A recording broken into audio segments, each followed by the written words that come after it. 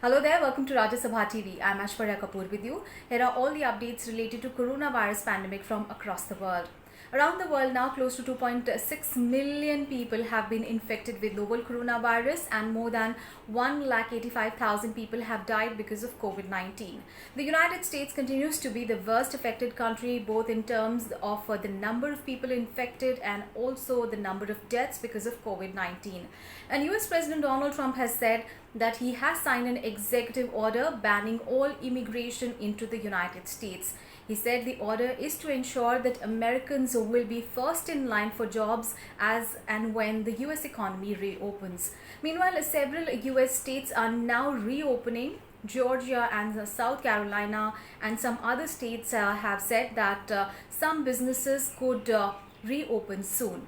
Meanwhile, two pet cats in the United States have also tested positive for coronavirus, and earlier 5 tigers and 3 lions at a zoo in New York had also tested positive, and now 2 US pet cats have tested positive. But experts say that there is no evidence that pets can spread coronavirus to human beings.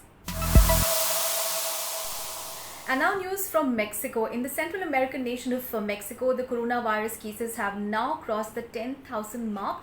This after the largest single day spike in cases was seen yesterday in the country. 1,043 cases of coronavirus were reported in one single day in Mexico yesterday. The country already has close to 970 people dead because of coronavirus.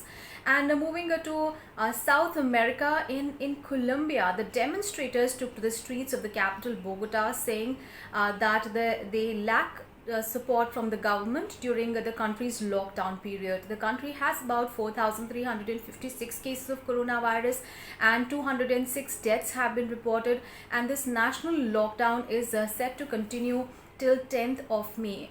However, some important sectors like construction and manufacturing will be allowed to reopen from Monday. But the demonstrators took to the streets saying that they are not happy with the support that they are getting from the government during the lockdown period.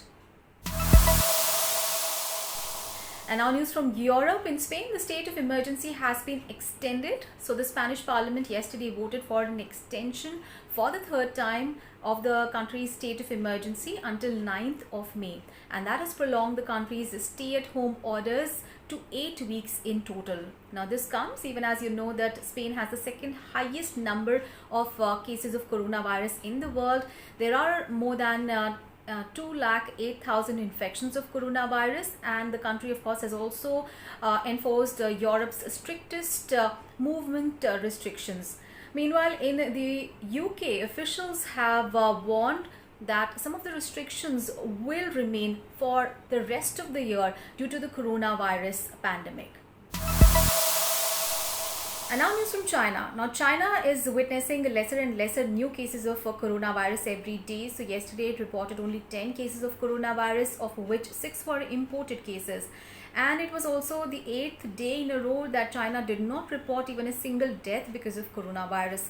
And another country that has been able to see less and less new cases of coronavirus has been South Korea. So the country has managed to keep the new infections to single digit number. So yesterday South Korea only reported 8 new cases of coronavirus, of which 4 were imported cases.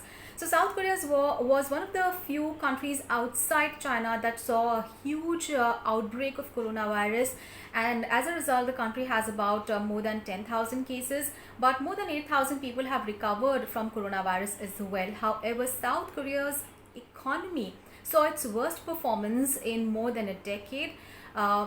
During the first quarter of this year, the economy shrunk 1.4% over coronavirus.